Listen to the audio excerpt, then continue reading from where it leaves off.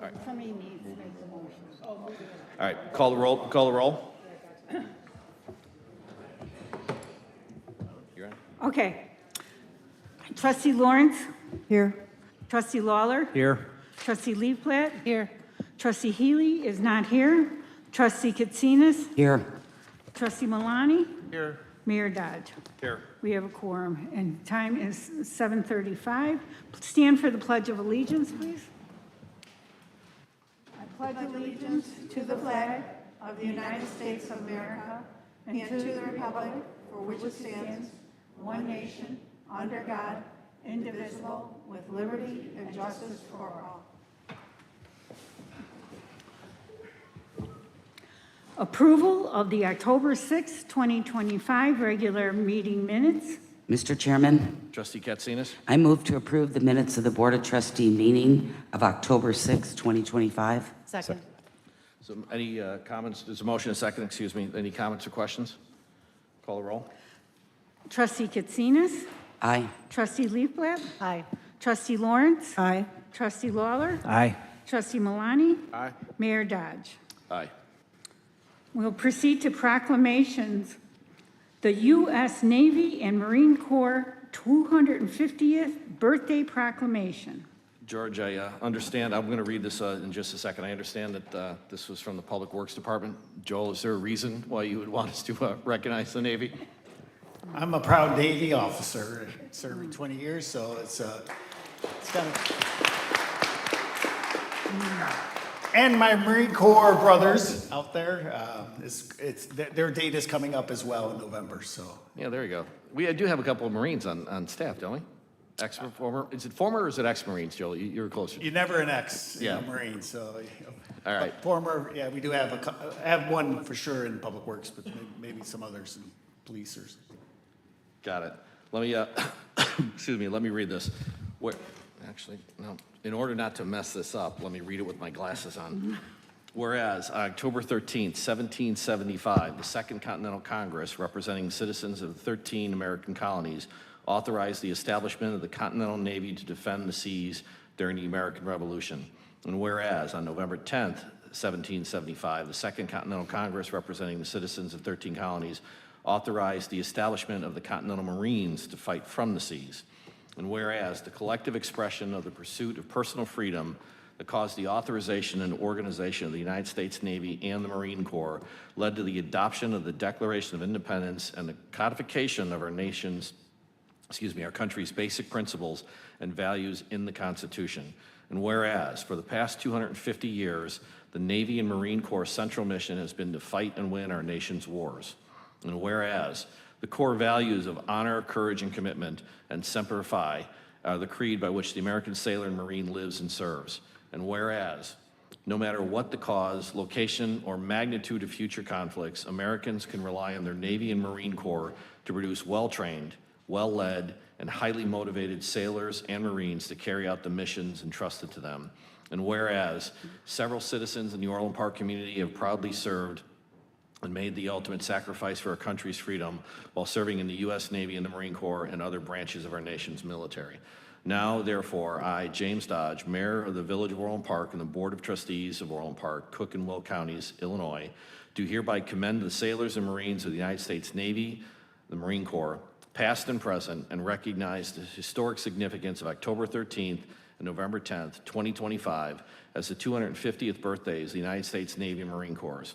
And we express the appreciation of the citizens of Orland Park to the United States Navy and Marine Corps and to the dedicated sailors and Marines who have served for 250 years. Thank you.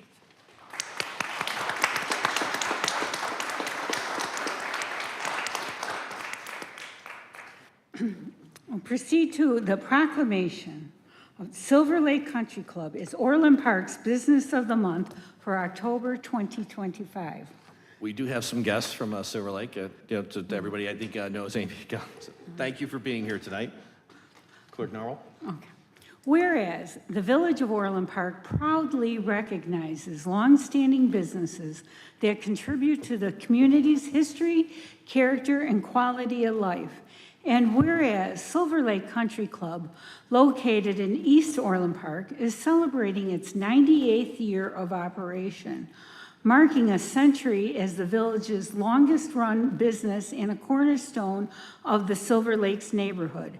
And whereas Silver Lake's story began in 1925 when the Habernick family's farmland gave way to two golf courses, Euclid Hills Country Club and Silver Lake Golf Club, establishing Orland Park's first major recreation destination and transforming acres of farmland into fairways. And whereas in 1939, the Cog Hill family, founders of Cog Hill Golf Club, purchased and combined the two courses, creating the 45-hole public facility that remains today. Silver Lake soon became known throughout the region as a premier destination for golfers, hosting the 1958 USGA National Public Links Championship, placing Orland Park on the national golf map. And whereas the neighborhoods that developed around the club, Fairway, Silver Lake Dells, and the greater Silver Lakes area became defining purchases of East Orland Park. Became defining features of East Orland Park, contributing to the area's growth and sense of community. The creation of Schussler Park and the opening of Orland Square Mall further strengthened this identity, giving rise to the area's nickname, quote, behind the mall, quote. And whereas throughout times of expansion, change, and challenge, Silver Lake Country Club has remained steadfast, providing recreation, open space, and local pride for generations. Its endurance through a century of evolution from farmland to fairways reflects the resilience and spirit of Orland Park itself. And whereas under the continued stewardship of the Cog Hill family, Silver Lake Country Club remains a vibrant gathering place and a living link to Orland Park's earliest days. The village commends its century-long legacy of excellence, service, and community engagement. Now, therefore, I, James Dodge, Village President of the Village of Orland Park, Illinois, in the counties of Cook and Will, do hereby extend the gratitude of the entire community to the Silver Lake Country Club for its 98 years of service, heritage, and dedication, and hereby proclaim Monday, October 20th, 2025 as Silver Lake Country Club Day in the Village of Orland Park. There you go.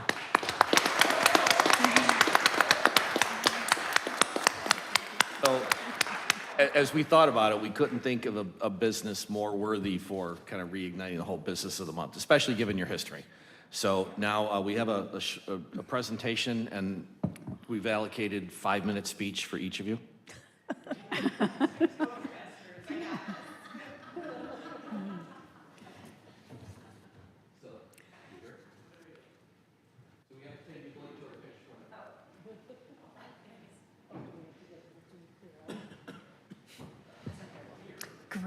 Great. Love the color. Yeah, we asked the Navy to show up.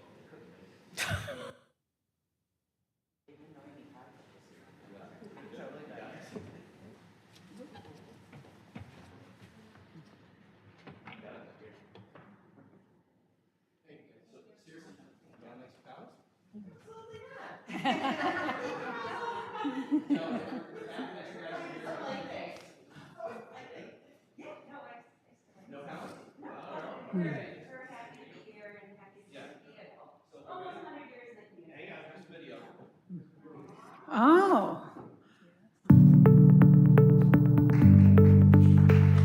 On behalf of the Cog Hill families, thank you so much for selecting Silver Lake Country Club as your Business of the Month. Mark your calendars for 2027 to help us celebrate 100 years of business excellence in Orland Park. Keep an eye open for exciting events we are crafting to not only delight our current customers, but future customers in the entire community. Thank you so much to the Chamber and the Village for this honor. We are so proud to be a pillar in Orland Park for so many years.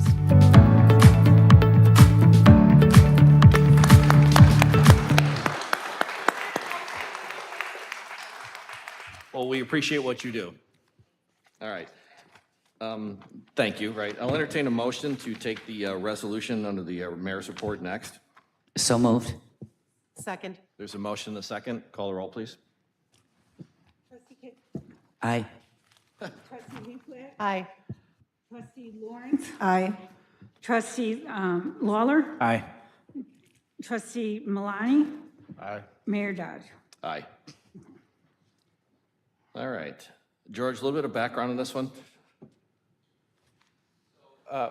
As the board is aware, sometime in history, the Village Hall was named after Mayor Owens, and we have a resolution that's been presented right now for the rededication of the Village Hall as the Mayor Owens Village Hall. And with that is the placement of the sign in front of Village Hall that was removed at a certain point, and we're very happy that recently was reinstalled. Is there a motion? Trustee Lawler? I move to adopt a resolution entitled, "A Resolution Rededicating the Orland Park Village Hall, the Frederick T. Owens Village Hall." Second. Okay, we have a motion and a second, so we'll call the roll, and then if, with the board's forbearance, there's a couple of folks who'd like to speak on this agenda item. I don't mind if we could take them out of this order. So please call the roll. Trustee Lawler. Aye. Trustee Lawrence. Aye. Trustee Leaflet, Aye. trustee Katsinas, Aye. trustee Malani. Aye. Mayor Dodge. Aye. Read the resolution, or would you like to address the board more? Don't be shy. And as you know, please introduce yourself. And we'll have you read it. Good evening, Mayor Dodge, the Village Board, and members of the Orland Park community. My name is Maura Owens-Kanaki, and I'm here on behalf of my family to express our heartfelt gratitude for the plans to rededicate the Frederick T. Owens Village Hall to my late father, Frederick Owens. It's hard to believe that it's been more than 3 decades since my dad passed away at the age of 54. Anyone who knew my dad knew his love for Orland Park. And whether it was when he was lobbying in Springfield to get the best for this growing town at the time, or meeting and collaborating with other local mayors and other elected officials.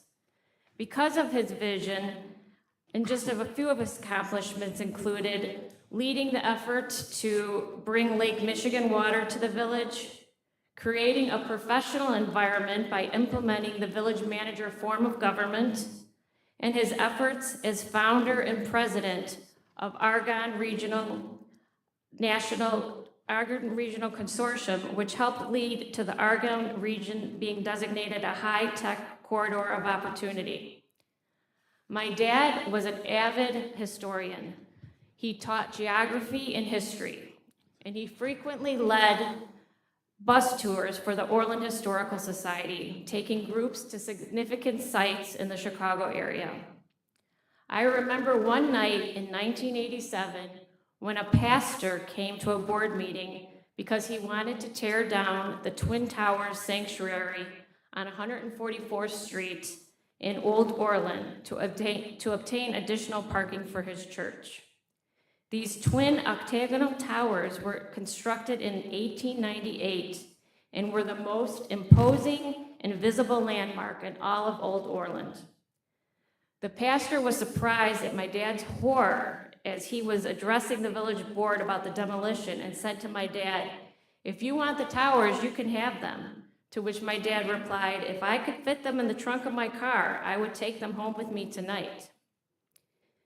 So working with the village planning department, my dad created the Old Orland Heritage Foundation, dedicated to restoring, preserving, and promoting the Twin Towers.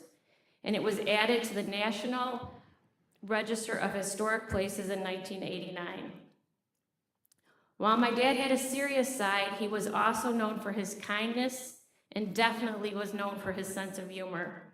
I still hear from people who not only remember his commitment to help, but his warm handshake, infectious laugh, sincerity, and about how he had his home phone number on his business card. And I must admit that at the time, it was kind of irritating when I was at that age, when our home phone rang a lot at that time. But the reason I'm here tonight is last year my dad's name was removed from the building he worked so hard to have built in a village complex he fought to bring to fruition when the village board unanimously voted to name this building in his honor. And after the sign was removed, hundreds of voices spoke up reminding us that Orland Park does not move forward by erasing history in the past. And so tonight, on behalf of my late mother, Sally, my sisters, Mary Beth and Margie, and all our families, I want to thank the village board and Mayor Dodge.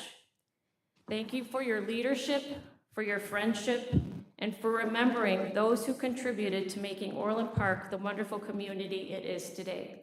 Thank you. Thank you.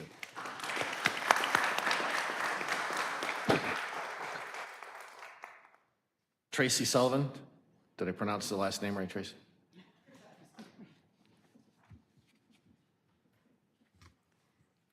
Good evening. As a matter of record, my name is Tracy Maureen Sullivan, and I've lived in the village of Orland Park nearly my entire life. Our family had the privilege of growing up as a neighbor of Mayor Fred Owens and his family. Through that personal connection, I witnessed the character of Mayor Fred as a relatable, thoughtful, and dedicated public servant. What struck me most about Mayor Fred, and why I stand here today, is to remind everyone how his leadership embodied exactly what many of us hope for in elected leaders. First, a genuine love of the community. Fred didn't treat public office as a career, but as a commitment to the people and the community that we call home. Second, he listened, not just to the loud voices, but to the quiet ones too. He had the humility to ask questions, the patience to listen and understand differing views, and he was always approachable. Third, he led with kindness and humor. Mayor Fred never lost sight of the importance of neighbor-to-neighbor connection, making time for a chat, sharing a joke, or using his froggy laugh to entertain the children of our neighborhood. To many, Mr. Owens was our superhero, our mayor, our friend. My memories of Mayor Fred always make me smile, as he was a great man of character and a funny guy. His legacy lives on through generations now, quite literally, with his 3 daughters and their families, through his name on this building and his impact throughout our community. To younger and current elected officials, including myself, Fred's example remains a beacon.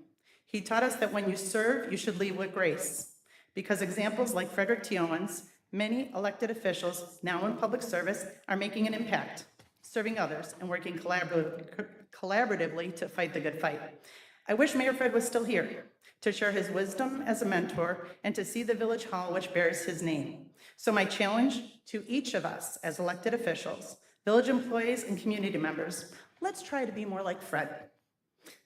In closing, Mayor Fred Owens showed us what leadership rooted in love of place, respect for people, and joy in service looks like. May we honor his memory by continuing in that very spirit. I wanted to have this acknowledgement of Mayor Fred Owens on the record for those that didn't have the privilege to know who he was.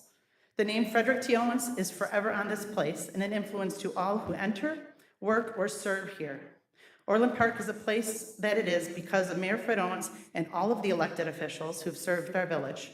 So thank you for your resolution that you're considering now, rededicating this building, the Frederick T. Owens Village Hall, honoring the work of one of my favorite public servants who has an influence on many people and their lives, including me. And thank you, Mayor Dodge, and each village trustee for being willing to serve our community. My charge to you is, be more like Fred, please. Thank you. Thank you, Tracy. I'd like to take just a moment to read the resolution, then we'll go back to a regular order. Resolution rededicating the Orland Park Village Hall, the Frederick T. Owens Village Hall. Whereas, I just want to call him Fred as opposed to Frederick T. Owens on all these whereases, so forgive me if I slip. Whereas Frederick T. Owens moved to Orland Park in 1972 with his wife Sally and her 3 daughters, Mary Beth, Marjorie, and Maura. Whereas Frederick T. Owens quickly became involved in the Orland Park community, served as co-founder and president of Silver Lake West Improvement Association, soon expanding his concern for the residents of Orland Park, forming and chairing the United Homeowners Council of Orland Park. And whereas Frederick T. Owens in 1974 was elected to the Orland School District 135 Board of Education, in addition to serving as a volunteer umpire and member of the Orland Youth Association and Orland Township Youth Commission, respectively. And whereas Frederick T. Owens regularly shared his expertise as a teacher, his love for history, and his extensive knowledge of the city of Chicago as a volunteer tour guide for the Orland Park Historical Society.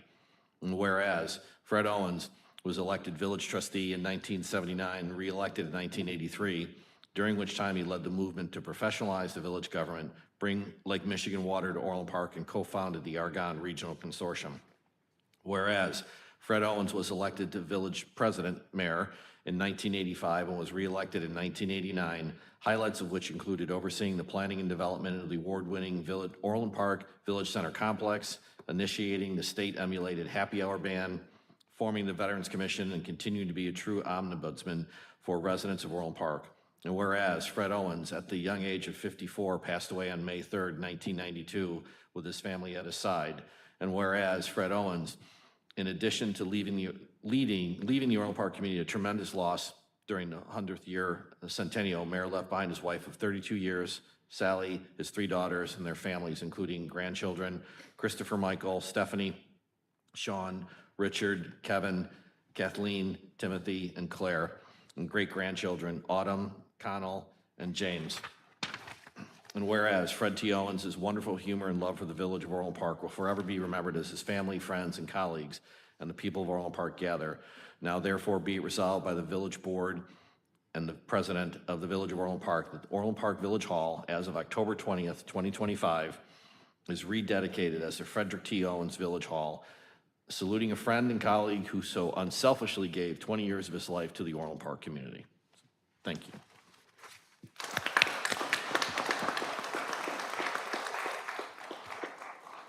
One, I don't know if any other board members would like to speak briefly, but one of my favorite memories happened up here where at the time the seating arrangement was, I was sitting, I think, to the right of Frederick T. Owens. I'm just not used to that, of Fred.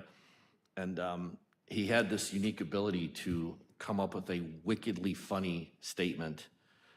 I was doing everything I could not to fall out of my chair laughing, and he just had on that steady game face, and it was a total gotcha moment. But Fred was a pleasure and a joy to work with as mayor while I was a very young clerk back in 1989, so definitely missed. So, all right, thank you. We'll go back to the regular agenda. No, we could. Okay, we're going now to pre-scheduled citizens and visitors, Orland Park Area Chamber of Commerce monthly update. So this is a new regularly occurring event on our future agendas to give time to our local Chamber of Commerce to just let us know and the entire community what's going on with the Chamber. Sarah? Well, And thank you for being here. Oh, and congratulations, Amy and Silver Lake. They are beloved chamber members of ours. So congrats. And I'm excited to be celebrating your 100 years. As many of you know, I'm an avid history lover as well, just like Fred. But hello, Mayor Dodge and Board of Trustees. I want to thank you for providing the Orland Park Area Chamber of Commerce with the opportunity to speak monthly at the Village Board meeting. Today marks the beginning of this exciting new initiative, and we're honored to strengthen our partnership in support of our vibrant business community. For those who do not know who I am, my name is Sarah Stashukevich, and I am the CEO of the Orland Park Area Chamber of Commerce. Recently, I was contacted by the Village's Outreach Coordinator to explore ways to deepen the collaborative relationship between the Chamber and the Village. While we have worked with one another in the past, this new chapter feels more welcoming and unified. There is a renewed commitment to partnering in support of our business community and ensuring we are responsive and focused on meeting their evolving needs. After attending chamber conferences and seminars, I was inspired by how other chambers and their municipalities partner with one another. One standout practice I observed was chambers presenting monthly updates at their local village board meetings. That model inspired me to bring this idea forward, and I'm honored to be here with you this evening as we launch this meaningful new initiative together. Each monthly update I will provide you all will highlight the accomplishments of member businesses, showcase community initiatives, and share details about upcoming events, ribbon cuttings, and opportunities for civic engagement. So, here it is, the kickoff in your October OPAC report. This renewed partnership could not have come at a better time. Chamber President Dan McMillan, who's the CFO of RZA, and 4 fellow OPAC board directors, as well as myself, have been meeting on a continual basis to develop a strategic plan to help guide the Chamber's future. Our goal is not just to expand our membership, it's to ensure every member receives the support, the resources, and value they need to thrive and see a true return on their investment. And of course, too, with strategic planning and having the backing of the village, that just goes a long way. The Chamber is proud to announce the return of the Chambergram, our bi-monthly publication that highlights upcoming events and shines a spotlight on the incredible work of our members, our local businesses. Each edition will be emailed directly to the representatives listed in our membership system and made available on our website for the public to explore and celebrate the businesses making a difference in our community. The next issue of the Chambergram will roll out on the first Monday in November. The Chamber is excited to launch a community calendar in partnership with the publishing vendor, Shaw Media. Shaw Media is the one that we also we partner with for the community guide that rolls out every year. This free calendar offers businesses a valuable opportunity to advertise to the general public and will be available at locations like the Chamber office on 151st Street, the local library, local banks, and potentially the Village of Orland Park. With a focus on Orland Park's history and America's 250th celebration, it will feature unique dates and historic photos that make it both informative and memorable, especially being the inaugural issue. Earlier this year, we shifted our monthly membership meetings to a lunch and learn format at noon, the 4th Wednesday of every month. Previous morning and evening options proved challenging for attendance, but this change has brought strong engagement and interest. Our October meeting is this Wednesday at 12 p.m. at the Civic Center, hosted and sponsored by the Village, with Mayor Dodge being our guest speaker. These gatherings offer a great chance for businesses to connect, to learn, and to build relationships during their lunch hour. This month, actually, can we go to the next slide that actually has all, perfect. So, little list of all of the upcoming events that we're hosting, as well as their location. This month, we celebrated some fantastic ribbon cuttings for Orland Park businesses, including Fosse's LLC, which supports small to mid-sized companies with accounting, HR, management, and other key services to streamline operations. We also welcomed Slick City Action Park, and I'm really bummed that Mayor Dodge did not slide down the slide. Now, Slick City Action Park is a true action-packed destination featuring slides, laser tag games, party rooms, and nonstop fun for families. I actually was blown away by that, and I thought, oh my gosh, I had Discovery Zone and McDonald's jumpy, like pen with the balls, and these kids have amazing trampolines and slides. We're also excited to host a ribbon cutting on October 28th at Northwestern Medicine Facility over on West Avenue, welcoming the addition of Northwestern Medicine Living Well Cancer Resources. Then on November 4th, PF Chang's will be celebrating their return to OPAC and their 20-year anniversary with a ribbon cutting ceremony. The Chamber continues to build strong relationships with neighboring communities, which is why area is such a meaningful part of our name. We regularly collaborate with nearby chambers, including hosting monthly young professionals meetings with Tinley Park and Mokina, and having multi-chamber events, including the Slick City ribbon cutting and the upcoming Business After Hours at Dave & Buster's on November 6th. This partnership really gained momentum beginning with last year's successful South End Community Expo, which returns on Saturday, November 1st at Orland Square Mall. 5 chambers will come together to help members connect with each other, the community, and visitors in a welcoming, high-energy setting. This is completely free and open to the general public. All in all, this marks the beginning of a truly promising partnership and I'm excited to see how it will grow for the greater good of our vibrant business community. Thank you again for the opportunity to speak today. We're very grateful for your continued support and look forward to the conversations and collaboration ahead. Sarah, thank you, and thanks to the Chamber. Any questions or comments from the board for Chamber? All right, awesome. I mean, we are on your consent agenda, so please say yes to the Community Expo. Well, we'll see. Stick around. Stick around. All right. Thank you. Next agenda item, please. Thank you.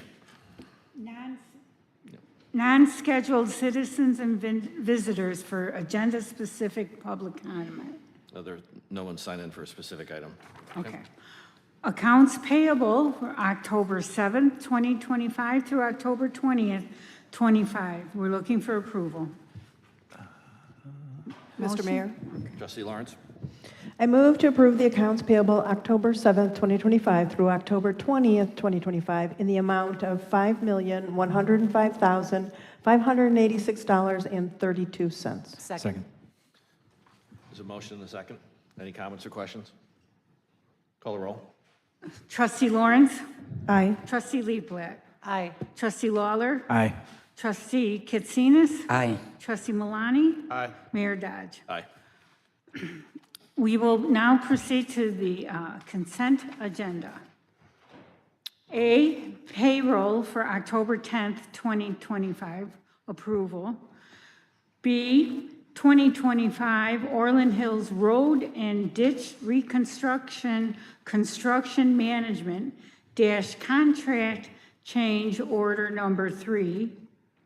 C, 2025 Fall Tree Removal Project.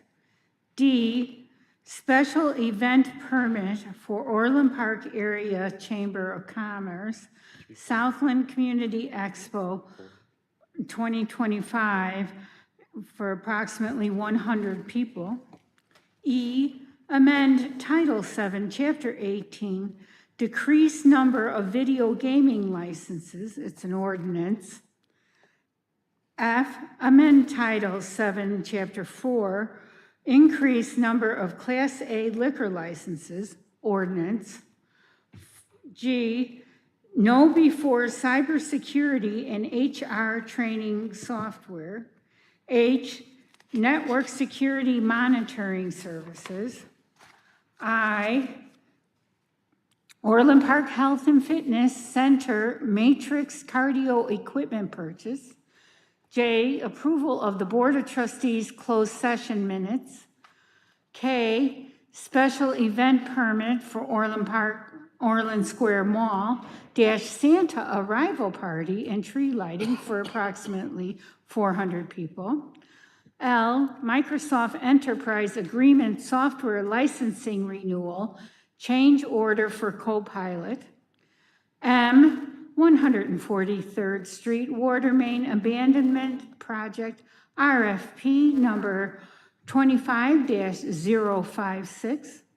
N, Schuschler Park Inclusive Playground, RFP number 25-058, construction award. O, amusement device operator license approval.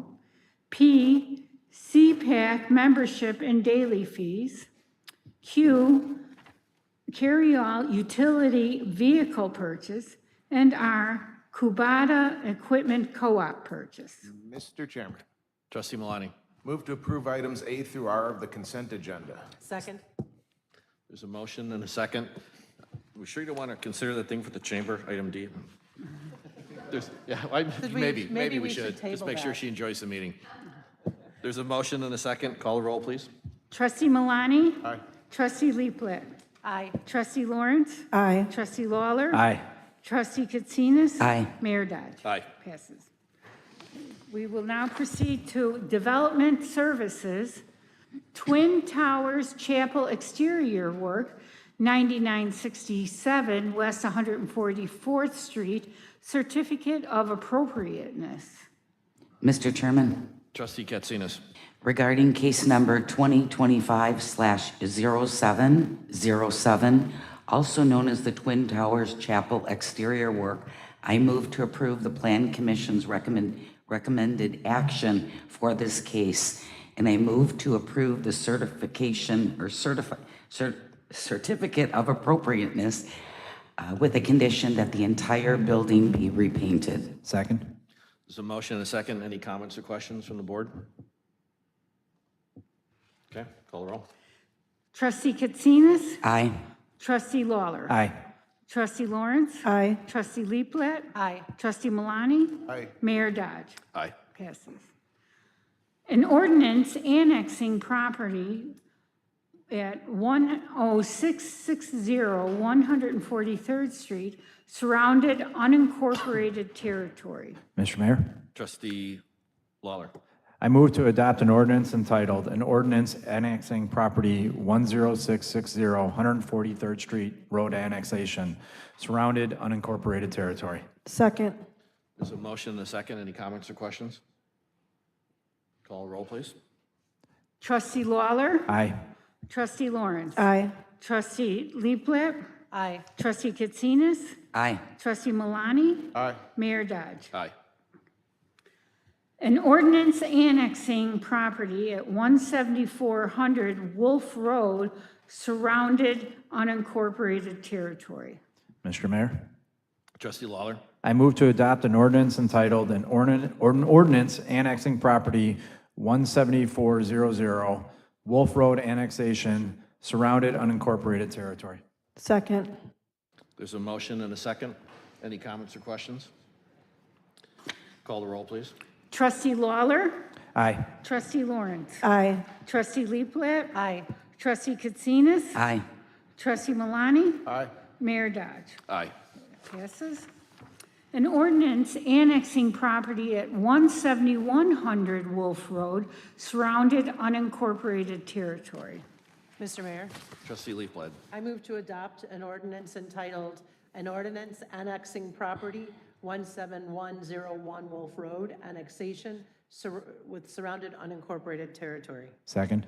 There's a motion and a second. Any comments or questions? Yeah, Mr. Chairman, I think the motion was read wrong, 170-100, just for clarification. Is it 170-100 or? It's 17101, but I think it was read 17100. That's what I read, 1710. Mr. Mayor, Just clarification. Okay. just one other point of clarification. This was just a copy and paste here. This is not surrounded unincorporated territory. This is a voluntary annexation of land that we own. So as amended, so it would be an ordinance annexing property 17101 Wolf Road Yes. without, as amended, without the surrounding unincorporated territory language. You said, yeah, I heard 17101, correct? Just make sure we're all clear. That's what it All right. says, yeah. Do you amend the second, Trustee Laura? Did we skip 174? Second. Call the motion. Okay. Trustee Leaflet? Aye. Trustee Lawler? Aye. Trustee Lawrence? Aye. Trustee Katsinas? Aye. Trustee Malani? Aye. Mayor Dodge? Aye. Proceed to finance. Intergovernmental agreement by and among the Village of Orland Park, Orland Park School District 135, and Consolidated High School District 230-2025A. Mr. Mayor, Trustee Lawler. I move to approve an intergovernmental agreement between the Village of Orland Park, Orland School District 135, and Consolidated High School District 230, referred to as the 2025 AIGA, and authorize the village president to execute the 2025 AIGA, subject to village attorney review. Second? There's a motion and a second. Any comments or questions from the board? Mr. Chairman, Trustee Katsinas? just a quick question. If District 135 and 230 will be receiving money from the TIF, how about the other taxing bodies? Yeah, if it's okay. Yeah, I don't mind. I was just going to thank you, Trustee Katsinas, because George, since the next three items are interrelated, if Right. you have some, if you want to talk, let's talk about it now as part of this. Yep. So, yeah, like the mayor said, the next three items are related. And, okay, so the first of the three items is the IGA that we have the motion for. So in 2004 is when the Main Street Triangle was originally created. It was amended in 2007, and an IGA with the two school districts was approved at that time. The IGA had a one-time payments to the school districts at a certain point, and in 2023, the village's attorney, reading the 2007 IGA, determined that the way it was structured, the village could not make those payments to just the two school districts. If there's any surplus in a TIF, it has to be proportionally distributed to all of the taxing districts. So this IGA is meant to resolve, is meant to first eliminate or discontinue the 2007 IGA, and then it will, any of the previous claims that the school districts had against the village would go away as well. The next item is, well, it's this. So, like I said, it agrees that it eliminates the main. So, what the next part is it's going to eliminate the Main Street Triangle TIF a few years early. By doing that, the school districts alone will capture about $2.5 million in increased assessment. So everybody knows how the TIF works. Once a TIF gets established, the baseline is established, and in this case, the baseline for the Main Street Triangle TIF was very low, and all of the increment that's generated over the years goes back into the TIF district. So it's a self-financing mechanism. So the previous claims that the school districts had regarding the 2007 IGA then are abandoned based on this IGA. So the new 2025A IGA is a fresh start for both the village and the school districts. So we start over on that. The second item to be voted on is the disposition of the Main Street Triangle, the funds.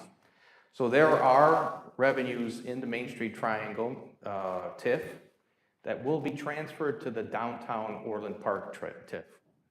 As the board will recall, the downtown Orland Park TIF was created in 2024.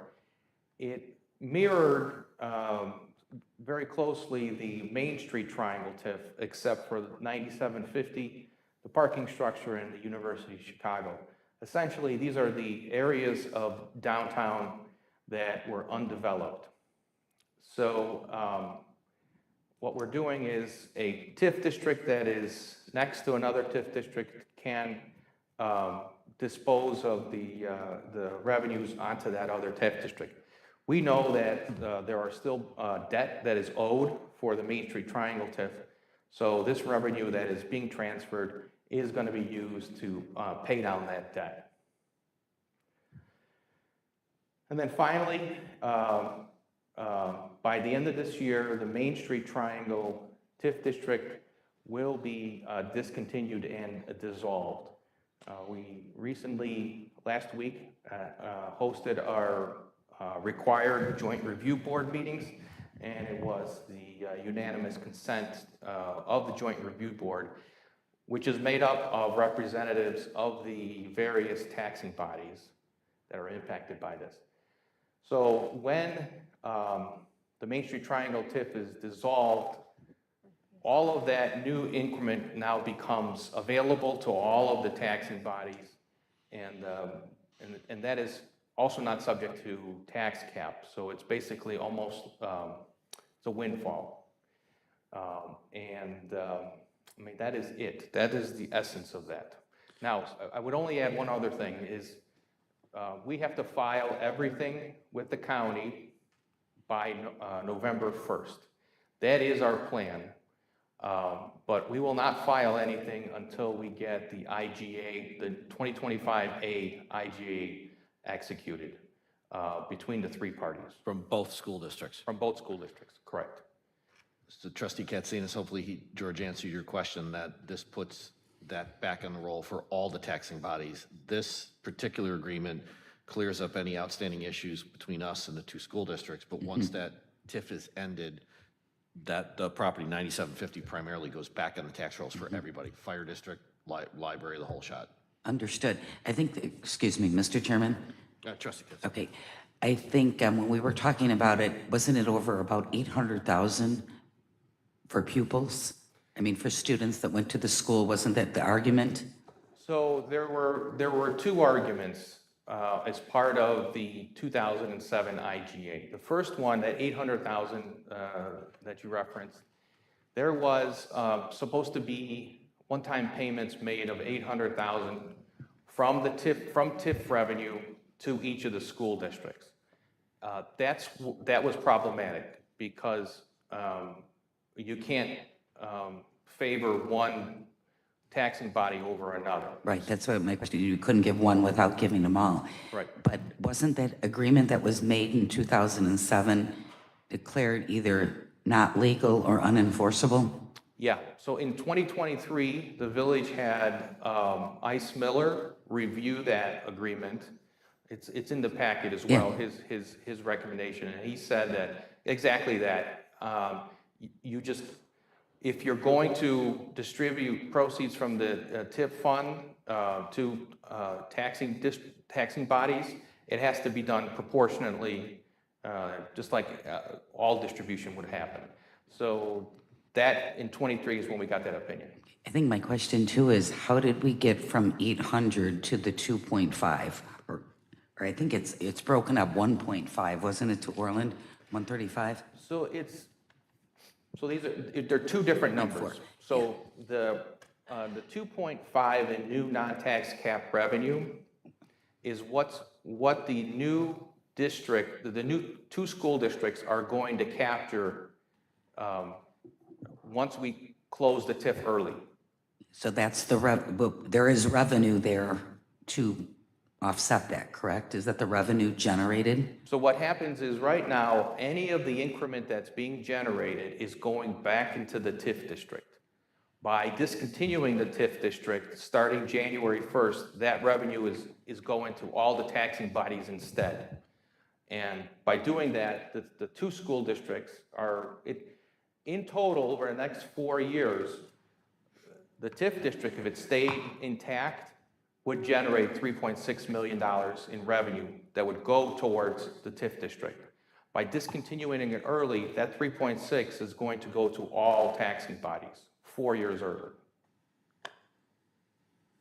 How does that have anything to do with our budgetary concerns? Or? No.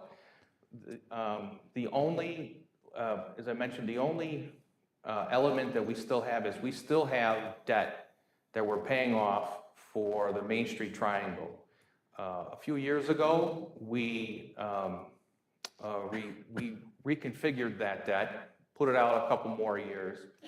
So any of the money that is still in the Main Street Triangle TIF is being transferred over to the downtown Orland Park TIF, and that's going to be used to pay for that outstanding debt.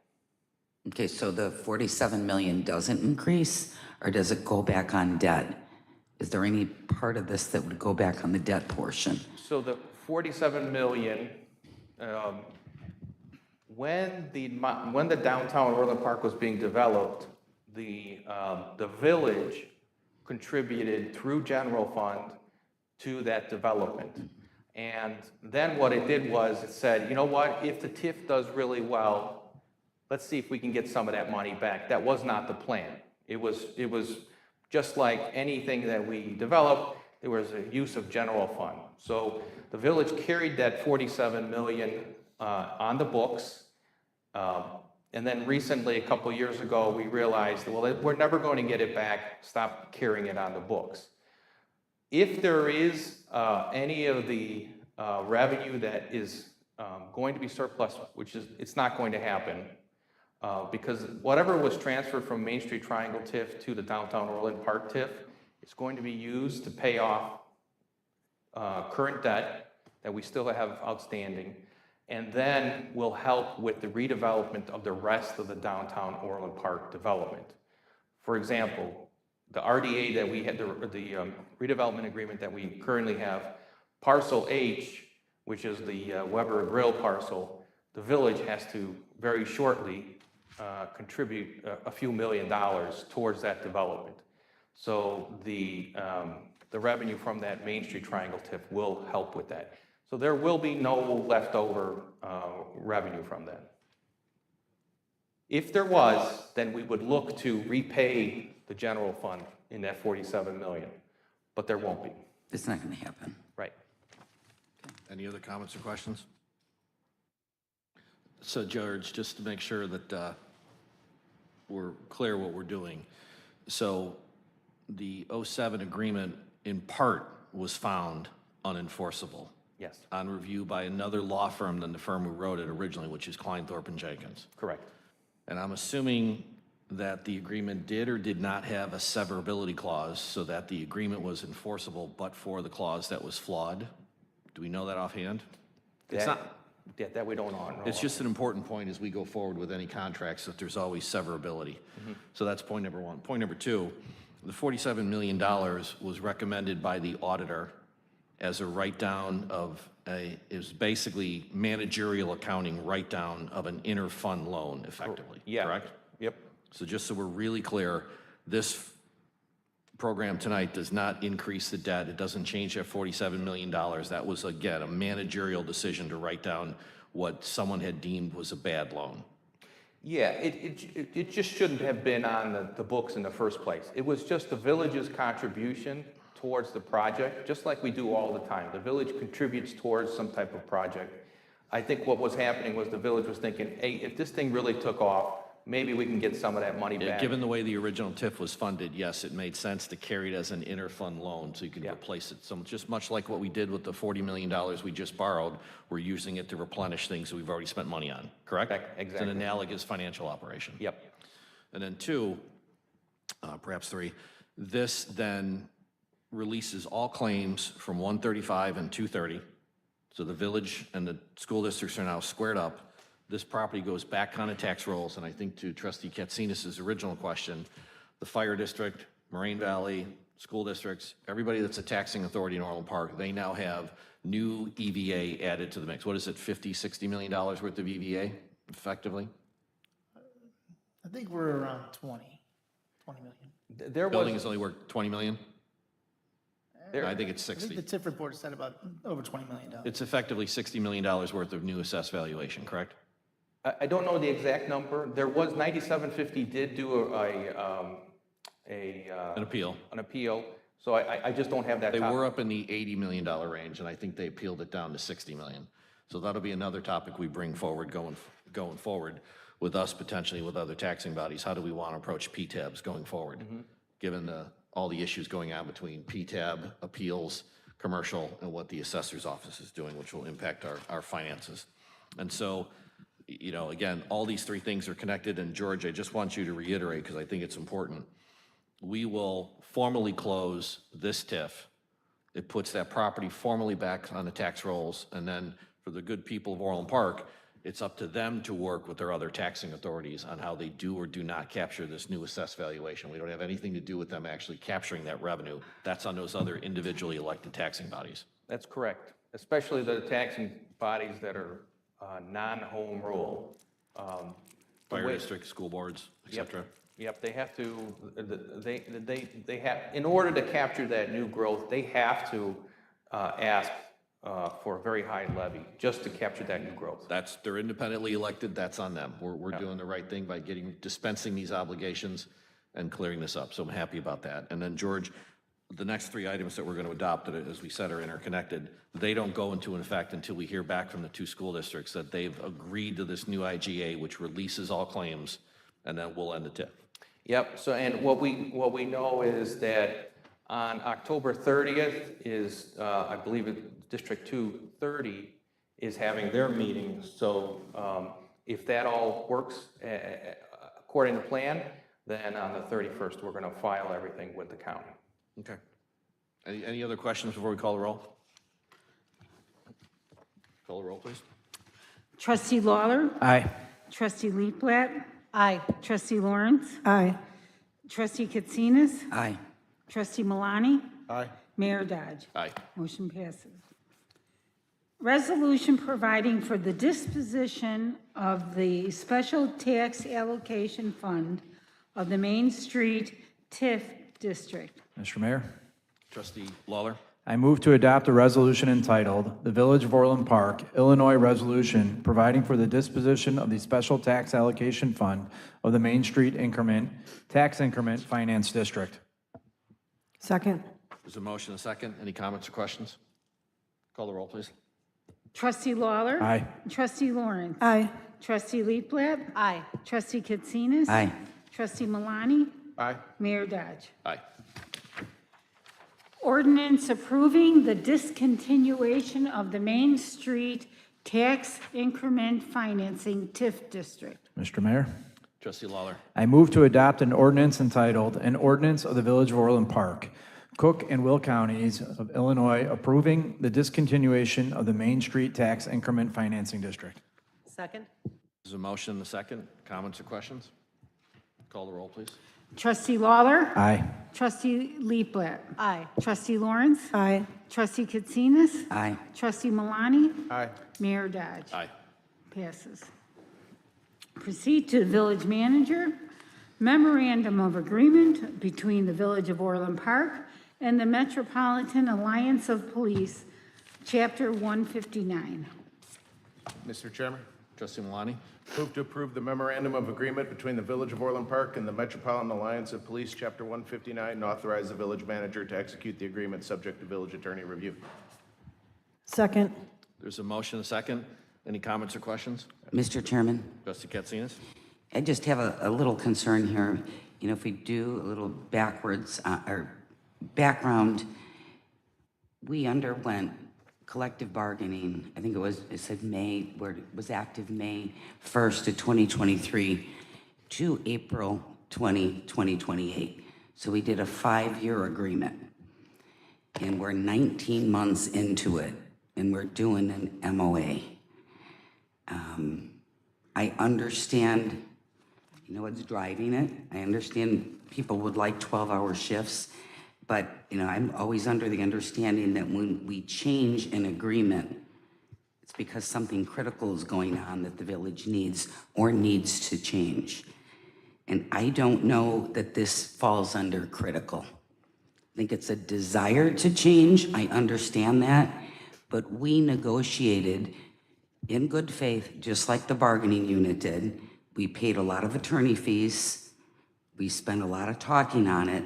And I know this issue was brought up during those negotiations. So to negotiate, get a contract for 60 months and 19 months into it, change when it's not a critical or a pressing change, you know, I have a problem with that. And it has no reflection on the employees that this affects. It's just being a good steward of taxpayer dollars. You know, you go into a contract and you comply, and we bargained in good faith. So I just have a problem with changing that and the precedent that it may send to other bargaining units. And I don't see the critical in nature to do so. I understand the pros in doing so. I understand there's a lot of pros, and I'm not making light of those, but we had an agreement. So that's the issue that I have. Thank you. Any other comments or questions? Mr. Mayor, Trustee Lawler. I understand like renegotiating an agreement, but whether or not you want to deem it critical or not, I did speak to a lot of police officers a few months ago, and it was a concern that a lot of police officers were thinking about leaving and going to other villages and, to find better work-life balances and some other things that they weren't happy with. And I believe we did lose a few police officers that were trained to go to other departments. So whether or not, I do think it was kind of critical. I mean, we want to stay competitive. We want to keep our employees here. It was something they asked for. And I think it was okay to listen to them. I mean, that's what we should be doing, is listen to our employees, try and keep them here. So we don't have to go out and, lose veterans and have to spend a lot of money on training new officers. So, again, I think this is a good thing. We're listening to our police officers, are the ones who protect our homes and our communities, and it was important to them, and, this is something I think was important to look at. Mr. Mayor, Trustee Leafblad? my understanding is that it's not uncommon for a memorandum of understanding or memorandum of agreement to come up during the course of a contract of this nature. So this is not a unique situation right now. This is something that, as I understand it, can happen pretty routinely during the course of a contract. Am I correct in that? Yes, I mean, MOUs happen all the time in labor agreements and with all different types of CBAs. So it's a policy issue that the board needs to decide if there's a condition that they want to change. So it happens. I just did one in another village. George, do you want to weigh in here before we take other comments from the board? Mr. Chairman? Did you? I didn't hear I'm you. sorry, Mike. Trustee Malani? Yeah. First of all, just as a point of courtesy, usually the person that makes the motion gets to speak first, just for the record. However, I got some questions for staff and then a few comments as well. So first of all, George, in 2024, the police department, I think, paid out about $687,000 in overtime. Does that sound about right? In 2025, we're projected to spend over $727,000. Does that sound about accurate? I'm going to ask Chris and the chief, is that accurate? Yes, that's accurate. Thank you. I'm glad I sat through the budget workshop. I learned something last week. So the budget also highlighted 5 new officers and 1 new lieutenant, which is needed to cover the 12-hour shifts too, right? So, and I believe the budgets for those were about $850,000 or so. So if I have this correct, then for $125,000, we can offer better coverage with 11 officers covering our beats at a minimum instead of 8, right? We will expand our coverage for the first time in 22 years, which will allow us to have faster response times to our higher call volume. It'll allow flexibility for court time, if I remember correctly. It's going to allow officers to incorporate training time into their normal workday. It could possibly eliminate or drastically reduce our overtime because of our coverage and offer them a better quality of life. I think that's a relatively small investment for those changes. As I've said in the past, I think you can take the Amendola study, the one in Texas, and many of the other ones and be objectively subjective with how you interpret them. I think there's pros and cons to both, the 12-hour and the 8-hour shifts based on the studies. Optimally, the studies actually come out with 10-hour shifts being the best ones. But if we do that, that would be a major investment in our headcount, resources, vehicles, and even more to be able to cover 10-hour shifts. It's just not feasible right now. So if we look at what we're doing, we're compressing the work week as 2 12-hour days one week and 3 the next, correct? So a total of 5 days? 7 total. 7 total, okay. So, because a lot of the studies look at like, okay, you're working like 4 12-hour days straight versus having an alternating schedule, and the alternating schedule seems to have a better benefit, right? So that's a good thing to keep in mind as well. But as we implement this trial, and I mentioned this before, that if we're going to do this, we need to consistently monitor our officers. We need to watch them for fatigue. We need to watch them for illness, mental health.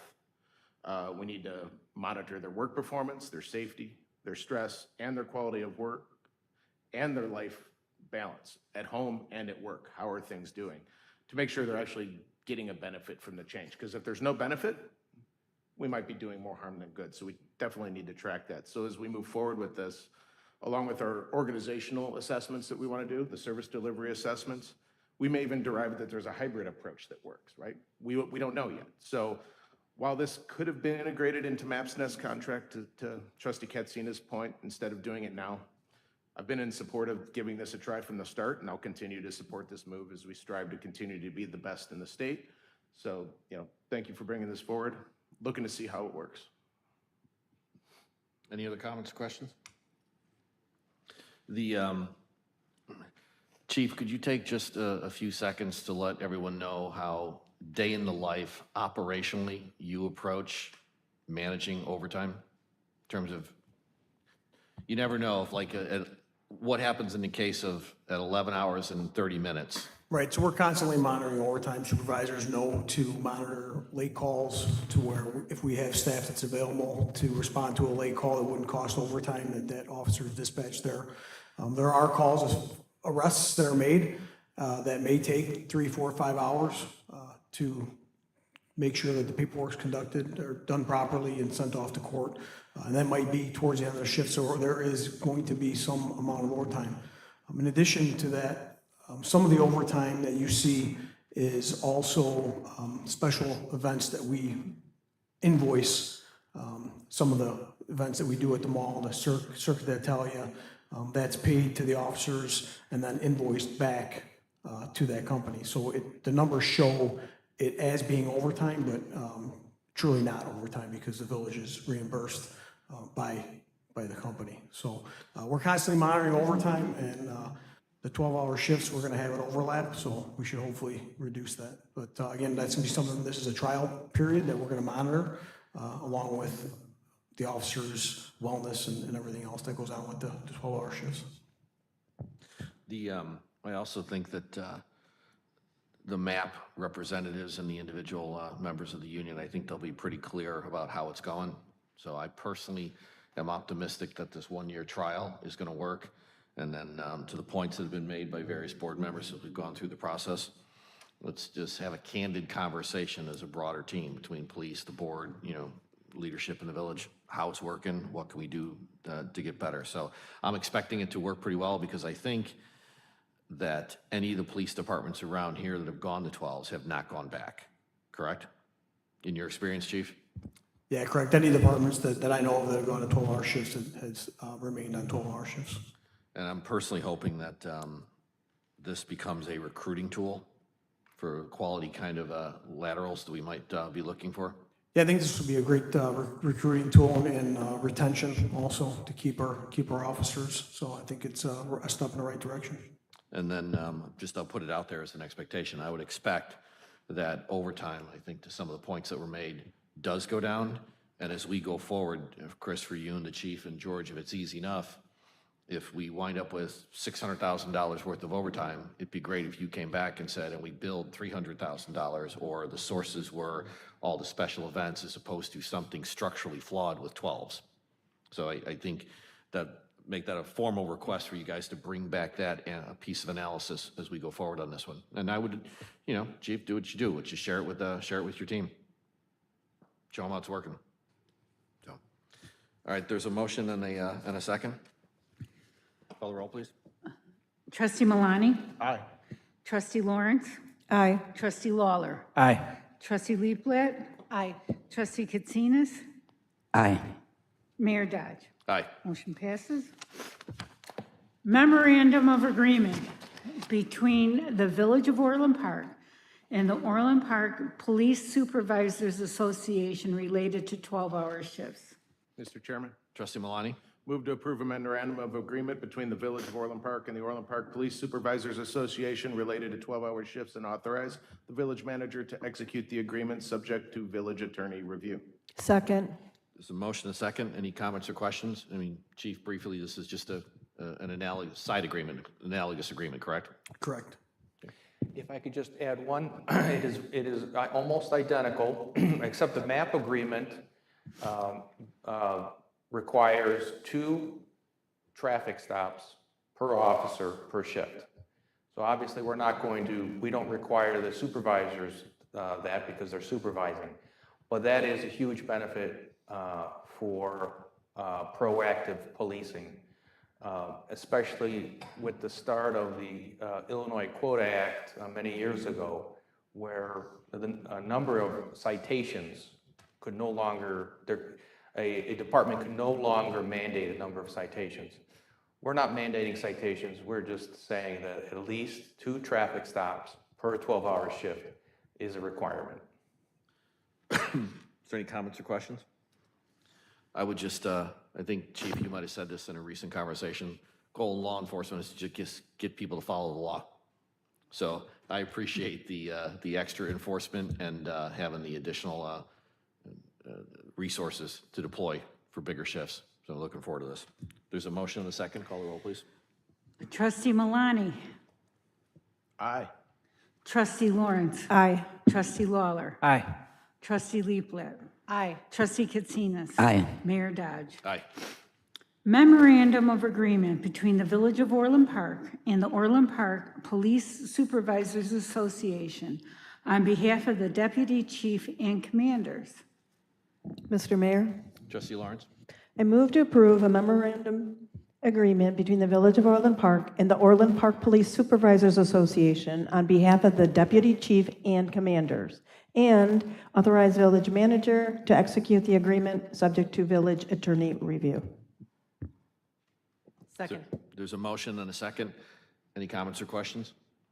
And George, just, again, connect this to the other two items briefly. Yeah, so just for the sake of the public, the sworn police officers in the village are governed under 3 agreements. We have our MAP agreement, which is for patrol officers. We have our OPPSA agreement, which is for sergeants and lieutenants. And then we have what we call a meet and confer agreement, which is for the deputy chief and commanders. And what that agreement is basically a roll-up agreement. We don't want our deputy chief and commanders to ever get into a position of compression, salary, wage, or any of that. So it's a me too of the other agreements. The order was reversed when we were approving these. The meet and confer went first as far as approval, and then we went MAP, and then more recently we went to the supervisors. So what we're doing here is the same increase, 3.25%, the same health insurance contributions is being offered to the deputy chief and commanders, similar to what the supervisors and patrol officers have. The other element to this is we had we had 2 commander vacancies, and when we filled those commander vacancies, we filled them with outside hires. And the way our agreement was structured at the time, they didn't get credit for how many years they have in total law enforcement service as it relates to time off. And so this cleans that up as well. So all this is doing is this is a cleanup agreement. It resolves all of our outstanding issues with our sworn personnel. Okay, thanks. There's a motion and a second. Call the roll, please. Trustee Lawrence. Aye. Trustee Leafblad. Aye. Trustee Lawler. Aye. Trustee Katsinas. Aye. Trustee Malani. Aye. Mayor Dodge. Aye. Passes. Now, non-scheduled citizens and visitors for public comment on items relevant to village business. Mr. Solik?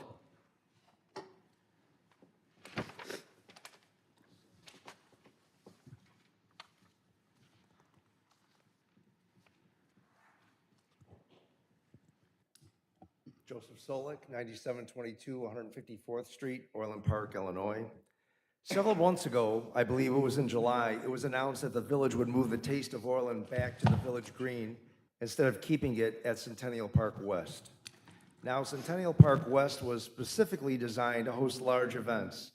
It already had the necessary infrastructure in place, permanent electrical service, ample parking, built-in staging, lighting, and fencing. All of these features eliminate the need to rent equipment or hire outside vendors for power, stages, lighting, and barriers. In other words, the village already had what it needed without the added cost. Yet, when asked about the difference in cost, the response from the village was that the 2 venues were about equal in cost. Frankly, I found that hard to believe, so I looked into the financial data myself. Here's what I found. Sponsorships were down 47%, and overall revenue declined by $38,000 or 23% compared to the 24 event at Centennial Park West. And this happened even though the village claimed there were 10,000 more attendees in 2025. The financial picture gets even worse. In 2024, at Centennial Park West, the net income was a minus $138,000, and that figure included salaries and benefits. In 2025, after moving back to the Village Green, the net income dropped further to a minus $191,500, and that number did not include salaries and benefits. Those figures weren't provided, so I went back and looked at the 2023 Taste at the Village Green. At that time, salaries and benefits totaled approximately $102,000. Let's be generous and add a 5% increase over 2 years. That brings the 2025 estimate to about $107,000 for labor. Add to that the $191,500 loss, and you're looking at a total true loss of around $300,000 for one event. That's more than double the $138,000 at Centennial Park West that was lost. So I have to ask, how could the estimate for bringing the Taste back to the Village Green be so far off? Is this financial mismanagement, or were the residents simply misled about the true costs in order to fulfill a campaign promise to a segment of your supporters at the taxpayers' expenses? Either way, the numbers don't add up, and the taxpayers of Orland Park deserve an honest explanation. Thank you. Thank you for your comments. Board comments. Board comments? Trustee Katsinas? First of all, I'd like to congratulate Silver Lake Country Club and Amy Coghill, who stayed here and watched our whole meeting. We do it every other Monday if you want to come back, Amy. Thank you for everything you've done for the community. You know, and what people come to Silver Lake, and it kind of helps put Orland Park on the map. So not only to you, but to your parents and your grandparents. So, and thanks for hanging around. Also, just wanted to remind people the trick-or-treat hours in Orland Park on October 31st are 2 to 8 p.m. 2 to 8 p.m. And that's it. Thanks. Trustee Milani? Tonight's recreation night for me. First thing, the Dugan Park pickleboards. We did a sound test. Just got to share this with everybody. The sound came back between 48 and 53 decibels, which is barely audible. So great job. Nobody can hear it. Life will go on in Dugan Park with the 2 pickleball courts we have. We'll look, and those, yes, when we build Evergreen View Park, we'll do the same test to make sure that everybody's happy. So thank you for going out there and doing that and confirming what I said all along, that it wouldn't be that noisy. The other thing I'd like to bring up is Thursday night is the special recreation awards banquet, and it's the first one I won't be able to come to in like 3 years, and I feel really bad about that because it's one of the greatest times I have in the year. It kind of puts a perspective back in place. I was just talking earlier with Sarah about this. It's you look and see what these people go through in their day-to-day activities, but they're the happiest people in the world when you're there. And our staff make sure that that's possible. So thanks to staff for everything you guys do. Sorry I won't be there. Send my thanks. Turkey Trot's coming up November 27th at 8 a.m. You won't see me out there. I still don't know why people do this to their bodies, but the Turkey Trot is coming up, and also our Christmas parade and tree lighting coming up on November 30th at 4 p.m. So thank you all and have a great night. Trustee Leafblad? Just briefly, I always, we're putting together our budget and we're talking about these finances, and we were in a 4-hour meeting last week. And that's not counting all the hours that the staff put into putting together the presentations, considering the numbers, and trying to find the best ways to manage to manage spending in a manner that is always to the benefit of the residents. So I just, thanks again for being, for doing the best jobs. And I'm very happy that we were able to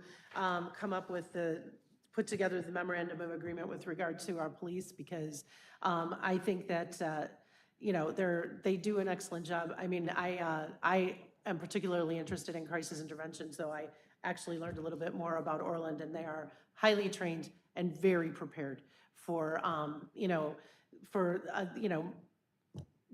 situations that call for crisis intervention. They're partnering with an agency that is available to continue to provide resources. And then tonight, we, enhanced that even more. And I don't think that you can go wrong providing people places to go when they feel alone or uncertain or overwhelmed. So thank you. Trustee Lawrence? I'd just like to say that I'm delighted that the memorandum of agreements have come through. In talking to the police officers over time, I've come to understand that this is something they're truly passionate about. And this, along with the increase in the number of officers that we're looking forward to being a part of approving the upcoming budget, this is a big part of what the residents of Orland Park told me over the last year or so. They want to see more of our police officers out on the street, making traffic stops, and helping them to feel secure in the town that they've lived in for many years and that they've loved, but that over the years they felt a little bit of intrepidation for the tremendous growth that has happened and their uncertainty with how it's being managed. So I'm just really delighted that we're able to do this for our police officers. Trustee Lawler? I'm going to say the same thing. Police officers in this country have been under attack for the last couple of years quite a bit. And so for us to be able to take a moment to listen to them and work with them to give them something that will help them in their daily lives, to show our support for them, I think it's important. So I'm happy that we passed this agreement tonight, and I hope it works out for them. Amy, I want to say thank you to Silver Lakes. I'm glad you guys are in the community, and I hope you'll be there for a long time. I don't know if you know this, but both my daughters worked for you for many years, so thank you. I know you guys provide a lot of jobs to people in the community, and they look forward to it, in the summer and some of those things. So, and Sarah, looking forward to working with the chamber. It's always great to support businesses in our community. So let us know what we can do for you. All right. Yeah, echoing the comments that you've heard from the board. So one of my particular reasons for loving Silver Lake is no one has ever said, "You're really bad, please leave the course." So thank you for that. You have no idea how much I appreciate that. Yeah, maybe now. We gave her the idea, right? And then two, with the chamber just broadly kind of reestablishing, rebuilding those relationships and supporting the business community, as we've often talked about. The people of Orland Park who live here are very blessed that we have such a healthy and vibrant business community, full stop, right? So there's what we do to make sure that we're paying attention to the business community, and then there's what we do to keep the town healthy, growing, and investing in it. And then just absolutely delighted that everybody, I think Holly was a pretty big hit tonight. Glad that we're moving forward with their program for the therapy dog. And also glad that we are able to work out with our all levels of the police department to get this to a better place. Like I said, I'm personally hopeful that this will work out, and we'll just be honest with one another as a broader team. So thrilled that we got here tonight, and that you had unanimous support from the board for moving forward with the 12s. So onward and upward. And I think with that, we do not have an executive session. George, I mean, it's like sort of like that was too much fun. You pulled that away from us. No, we're good with that. We'll we'll get done by 9 o'clock if we call this roll quickly. Mr. Is there a Mayor? motion to adjourn? Mr. Mayor? Trustee Leaflet? Second. There's a motion and a second. Call the roll. Trustee Leaflet. Aye. Trustee Milani. Aye. Trustee Lawrence. Aye. Trustee Lawler. Aye. Trustee Katsinas. Aye. Mayor Dodge. Aye. Have a good evening. Time is 9 o'clock. Good. It is a record.